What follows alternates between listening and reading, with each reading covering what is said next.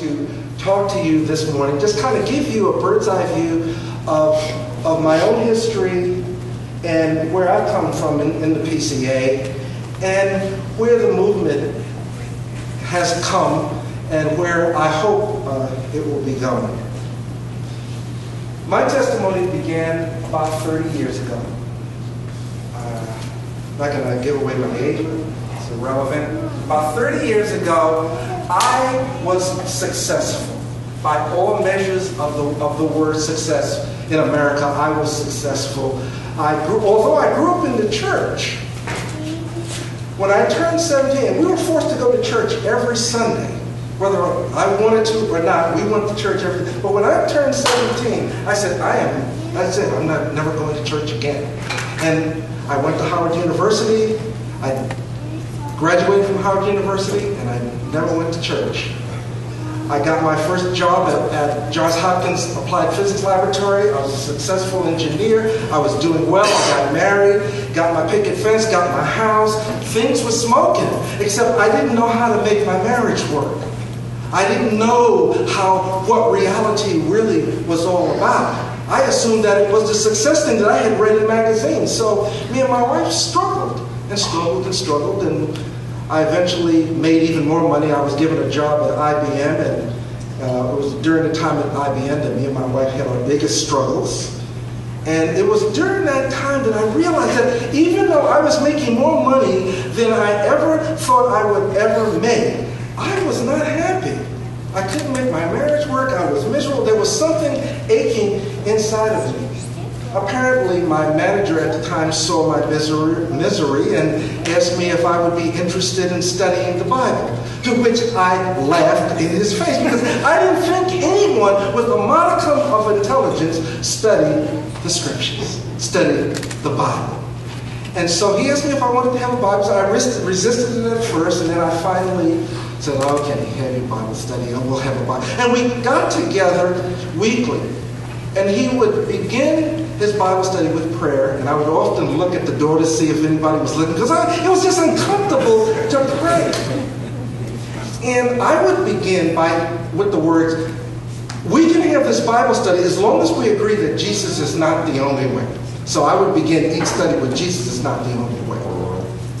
And he would begin his study in the book of John, to which I understood none of the words. But something was happening in my heart. I was journaling at the time, and I said, something is going on with me. I feared that I might one day become a Christian. I didn't want to be a Christian. And I resisted for about 2 months. I'd come in every day and say, Jesus is not the only way. There's many ways up the mountain. But then one day I came in and I said, Jesus is the only way. And he was as shocked as I was. And he said, well, I guess we ought to pray. And so we prayed. And I came to work the next day kind of feeling different. I said, I gave Jesus my life, and I don't know what that means. And I came to work the next day and said, where should I go to church? And he said, you need to go to a good Reformed church. I had no idea what that word meant.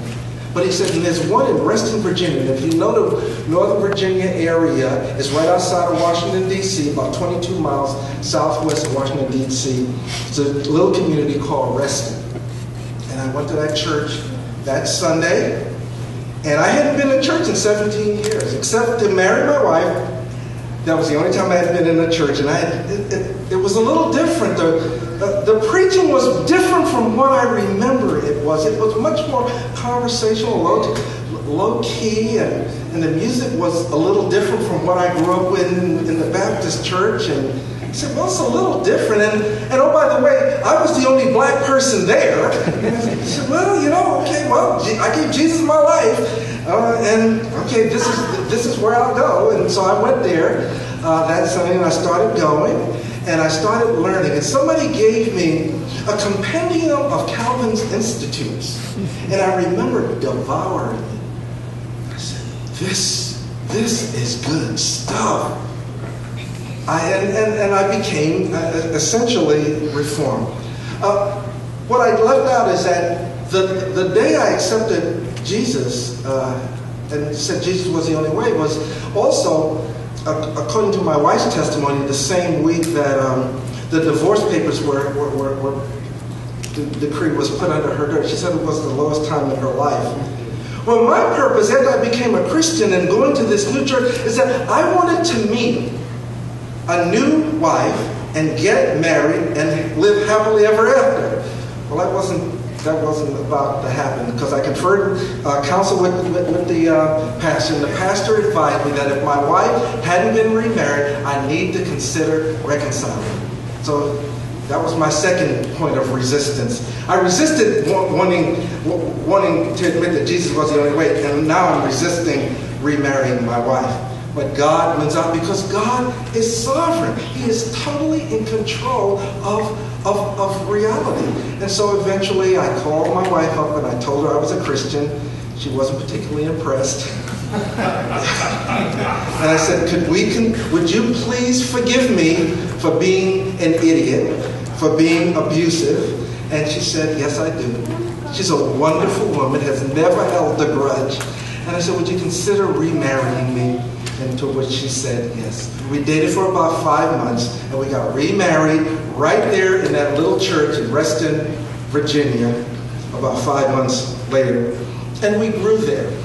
Another thing I wanted to do right away is I got very excited about this Reformed theology stuff, and I wanted to go to seminary. But it wasn't time for me to go to seminary. I was going to be discipled by the person who led me to Christ for 9 years. And one thing that he hammered into me every day, as I would go on theological tangents, he would say, you need to learn to love your wife as Christ loves the church. I heard that every day for 9 years when I went to work. And so I grew in faith and knowledge of Jesus. The ambition that I had to aspire in the world caught on in the church too, and I wanted to be an elder. I wanted to, because I saw the church as hierarchical. I saw it as a way to make a name for myself. But I had to be discipled to learn and to be humble and to grow in faith and knowledge of Jesus. Eventually, about 9 years later, I was able to I was able to quit my job, and Shirley agreed, and I went to seminary. I went to seminary there in Baltimore. And I went to my first General Assembly in the Presbyterian Church in America in 1991. It was an interesting experience. I was already an elder, so I understood how Presbyterianism worked. But again, I'm often the only African American in a room, and even at the General Assembly. And the interesting thing that happens when you're an African American in the PCA is that you often get a lot of calls from people who want you to work with them or to plant the church. And I was sitting in this large church in Birmingham in the balcony, and a guy named Barry Henning saw me, who planted a church in St. Louis called New City Fellowship. And he made a beeline for me and didn't know me from a can of paint and asked me if I was interested in planting a church with him. Got excited about the idea of planting a church, shared it with Shirley. Shirley was not excited about going to St. Louis. Again, Lord's will prevailed. And I ended up in an inner city ministry in Baltimore called New Song Community Church in a community called Sandtown. And there I grew and developed and became a pastor there. I was ordained in 1995 into the PCA, and I was pastoring the church there in an inner city context with a ministry there. About 5 years later, we had our first African American convocation. We thought we had arrived. Mike Campbell preached, I preached. This was like the epitome. Randy Neighbors, who just arrived, was there. We thought we had made it. We thought we had arrived. That the movement, the African American movement, had arrived. We had about, I think there may have been about 10 African American teaching elders or pastors at the time, and we had our first convocation. It was a great event, but unfortunately, It was not what we thought it was going to be. The movement was not what we thought the movement was going to be. Unfortunately, there was a moral issue within the pastor there, and eventually the church had to replace the pastor. I was asked to come in to help with the interns. There were 3 interns there, and to help them transition to another ministry. And they liked the way I handled the job of helping these pastors transition, and asked me if I wanted to be the African American movement leader. And that's when it began in the year 2000. The title has been changed to African American Ministry Coordinator. So it's no longer movement leader. Movement is kind of presumptuous. It's ministry coordinator among African Americans. Now, some of the things I left out is that back when I first got saved and I was in that little Presbyterian church in Reston, Virginia, there was a publication of the PCA in which I saw the picture of someone else who is also black. It's interesting how among us we go to places and we look around to see if there's anybody else like us. It's all out there. And I noticed there was somebody else who looked like me. And I said, who is that? And he came to Baltimore in 1984, and I got a chance to meet him. His name is Dr. Carl Ellis, who will be one of our speakers tomorrow. And Carl and I sat and talked for hours and hours and hours, and Carl shared a vision with me then. I said, well, Carl, what do you want to see? He said, I want to see an indigenous reform movement in the African American community. That was almost 30 years ago that he articulated that vision. And that's the basic vision that I have and I share with anyone that I come into contact with. That I want to see essentially this thick theology, this what I believe is biblical, historical, creedal theology based on the scriptures that are articulated in the 5 solas. Sola Scriptura, Sora Fide, Sora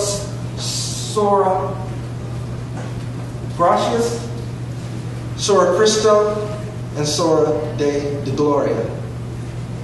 And also articulated in Tula. Total depravity, unconditional election, limited atonement, irresistible grace, perseverance of the saints. I love the theology, but I also have learned over the years as I come into contact with African Americans in my job and I get calls from African Americans, what I have found is that once my brothers and sisters discover Reformed theology, they kind of become homeless. They've discovered that when they go back to their churches and try to share this theology with their pastors don't always appreciate it. And they wonder, is there a place for me? Is there a church that I can go to where I can hear this kind of teaching? And I recommend churches to them, and they're often predominantly Anglo churches. And I say, well, you're going to have to get used to this. And so, originally there was a vision that we would start churches that were black. But we've discovered over the years that multi-ethnic churches have been far more successful in our ability to start. So we've also started multi-ethnic churches as well as African American churches. My job as the African American Ministry Coordinator, I work for Mission to North America. Mission to North America is one of 10 agencies in the PCA that include Covenant College, Covenant Seminary, Reformed University Ministry, Mission to the World, which is responsible for sending missionaries all over the world. Mission to North America focuses primarily on domestic church planting and ministries in the United States. And if you're interested in more information, I brought some handouts on M&A, and they're out in the registration table, and you can pick these up and learn a little bit more about what M&A does. The vision that I have for the African American ministry is that, and I wrote it on my brochure, which is also on this, is that God, by His grace and for His glory, will ignite an indigenous reform movement in the African American community.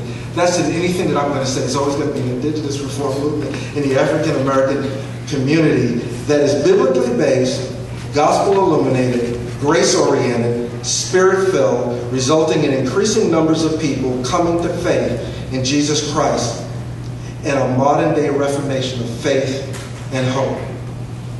When people ask me what I do, I say my job is to reach. That is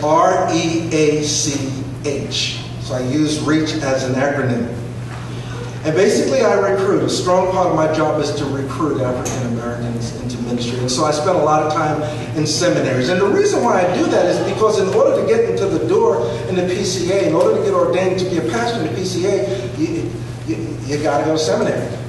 And so I generally start there. I travel to Westminster, Redeemer in Dallas, RTS. I'm spending a lot more time with RTS, and there's a lot of RTSs. DC, Jackson, Charlotte, Houston, they're starting one, Orlando.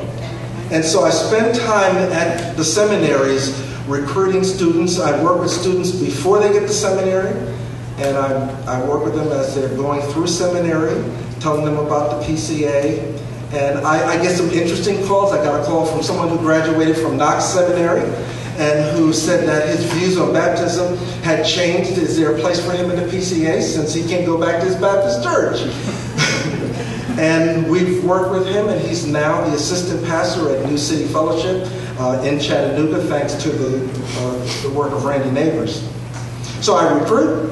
I educate and inform pastors, churches, and presbyteries who wish to minister among people in the changing cultures in North America. So there's a strong educational component to what I do, just informing.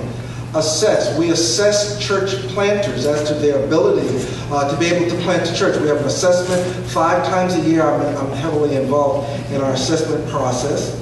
I coach and equip African American pastors and leaders in the PCA. Frequently, just through telephone calls or going to visit, I coach and pastor and help pastors navigate the waters of the PCA. And the last part of that is H, and I just needed an H, so I say I help because I needed an H to make the acronym work.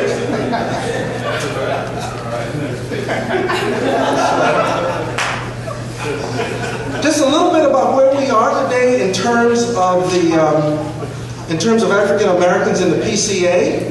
There are 44, 45. The number varies because not everybody's on the list. I have a list that I keep that I update as soon as someone becomes ordained. We generally ordain about 2 to 3 African American pastors a year. It's slow. But as things like Reform University ministry at historical black colleges increases, we're going to increase the number of people who are headed to seminary. And I'm hoping that this will begin to grow more exponentially. I was speaking with a student at Covenant Seminary, and I was telling him, I said it's about a 30-year movement. And I said it's really just beginning. See, I see this as I didn't at first, but I'm beginning to realize now, 30 years later, that this is multi-generational. Maybe not even you, maybe even your kids are going to see this really, really take off. So we got 44, 45 pastors ministering among 14 particular churches. Now, a particular church in the PCA is a church that is self-supporting, that has elders, and we call that a particular church. And there's 14 where African Americans are the senior pastor. There are 8 missional works. That is works that have not moved to the stage of being particular. They are in the mission stage of development. They're not necessarily self-supporting. They may not have developed 2 ruling elders required to be a particular church. So we have 8 such churches scattered all over the country. I'm excited about the fact that there's 11 of our churches within the PCA that are predominantly white that have assistant or associate pastors on staff there. There's 11 of those churches. And in addition, there's other assorted ministries that we're involved in. And I've already mentioned the fact that we have 2 of our ministers right now are ministers with Reformed University Ministry. One is Elbert McGowan at Jackson State, and the others were Hubbard at Alabama A&M.